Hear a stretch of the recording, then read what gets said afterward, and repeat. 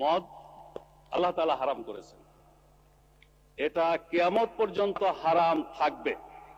সারা দুনিয়ার সকল মানুষও যদি জায়েজ বলে, হালাল বলে, তবুও এটা হারাম থাকবে।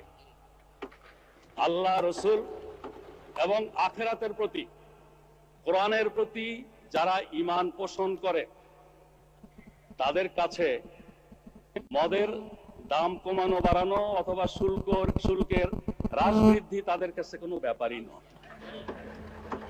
মাংনাও যদি দেওয়া হয়, মদের ফ্যাক্টরির মধ্যে যদি বদ্ধ দরজা জানালার মধ্যে তাদের রাখা হয়, তবুও তারা আল্লাহর ভয়ে মদ স্পর্শ করবেন না।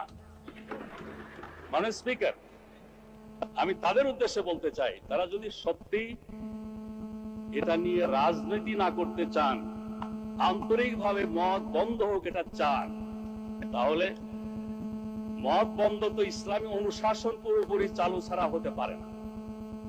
ইসলামী রাষ্ট্র ব্যবস্থা, সমাজ ব্যবস্থা, শিক্ষা ব্যবস্থা চালু হওয়া ছাড়া হতে পারে না। অথচ ওনারা তো ইসলামী অনুশাসন কায়েমের আন্দোলনকে বলেন মৌলবাদ, বলেন সাম্প্রদায়িকতা, বলেন ধর্মান্ধতা।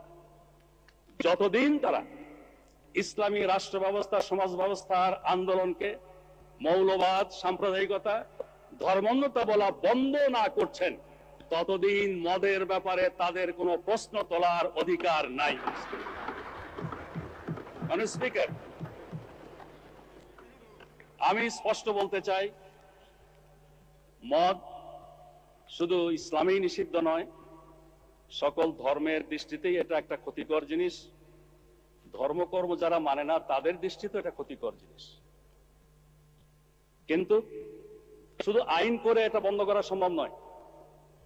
1920 সনে আমেরিকা কংগ্রেসের সিদ্ধান্তের ভিত্তিতে এবং সংখ্যাগরিষ্ঠ জনগণের ঐক্যমতের ভিত্তিতে মদ নিষিদ্ধ করেছিল। মদ থেকে তাদের জাতিকে দূরে রাখার জন্য কোটি কোটি পৃষ্ঠা বুকলেট, লিফলেট, হ্যান্ডবিল প্রচার করেছিল। তখনকার আপ টু ডেট, মানে স্পিকার, হলুদ বাতি জ্বালালে আমি থেমে যাই। আমাকে নিয়ে অনেক কথা হয়েছে, আমার দলকে নিয়ে অনেক কথা হয়েছে এই পার্লামেন্টে, সেগুলোর জবাব দেওয়ার সুযোগটা অন্তত আমাকে দেবেন মানে স্পিকার, আমি আশা করি। তাই বলছিলাম, আমেরিকাতে এভাবে মদ বন্ধের সিদ্ধান্ত নিয়েছিল 1920 সনে। 1933-এ আবার এই সিদ্ধান্ত প্রত্যাহার করতে হয়েছিল। এই সিদ্ধান্ত কার্যকর করতে গিয়ে 200 লোক নিহত হয়েছিল, 5 লক্ষাধিক লোককে কারাবন্দী করা হয়েছিল এবং লক্ষ কোটি কোটি ডলার জরিমানা করা হয়েছিল, সম্পত্তি বাজেয়াপ্ত করা হয়েছিল। তারপরে এটা বন্ধ হয়নি। মানে স্পিকার, এই ব্যাপারে আরেকটা পিকচার আমি আপনার সামনে আনতে চাই। 1400 বছর আগে জনাবে মুহাম্মদুর রাসূলুল্লাহ সাল্লাল্লাহু আলাইহি ওয়াসাল্লাম যখন ইসলামের দাওয়াত দিচ্ছিলেন, সেই যুগটাকে বলা হয় আইয়ামে জাহিলিয়া। তখনকার দিনে মানুষের মদের আসক্তি আরো অনেক বেশি ছিল। আরবি ভাষায় দেখেছি মদের নাম 200-এরও বেশি। তাদের কাব্য সাহিত্যে মদের বন্দনায় ভরপুর। সেখানে বাড়িতে বাড়িতে মদের মটকি ছিল। আমেরিকার মতো এরকম প্রচার মিডিয়া ছিল না মোটিভেশনের জন্য। কিন্তু ইমানি শক্তি, আল্লাহ, রসুল, আখিরাতের প্রতি বিশ্বাস এমন একটা শক্তি, এই শক্তির বলে সেদিন পর্যায়ক্রমে মানুষকে তৈরি করে নিয়ে যে মদ নিষিদ্ধ করা হয়েছিল।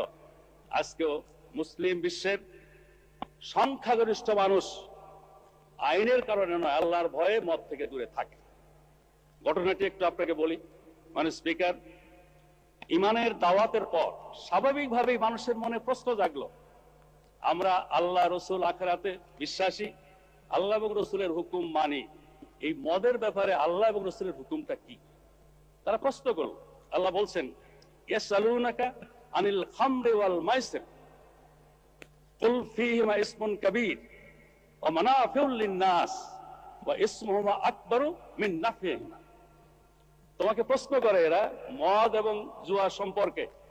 বলে দাও হে মুহাম্মদ, এর মধ্যে সাংঘাতিক ক্ষতিকর দিক আছে, আবার কিছু কিছু উপকারিতাও আছে, তবে উপকারিতার পরিমাণটা অনেক বেশি। এটার ফলেই অনেকে অপকারিতার পরিমাণ অনেক বেশি, ক্ষতির পরিমাণ অনেক বেশি। এটার মধ্যে যে মেসেজ ছিল, বুদ্ধিমানেরা এটার ভিত্তিতে মদ ছাড়া শুরু করলো। সেকেন্ড স্টেজে এসে বলা হলো, লা তাকরাবুস সালাহ ওয়া আনতুম সুকারা, মদের নেশা থাকা অবস্থায় নামাজের কাছেও যেও না। নামাজ তো আগেই ফরজ হয়েছে, কিন্তু অতি বুদ্ধিমানেরা শুরু করলো কি, ফজর আর জোহরের মাঝখানে এমন একটা সময় সিলেক্ট করে যাতে জোহরের সময় আসার আগে নেশা কেটে যায়।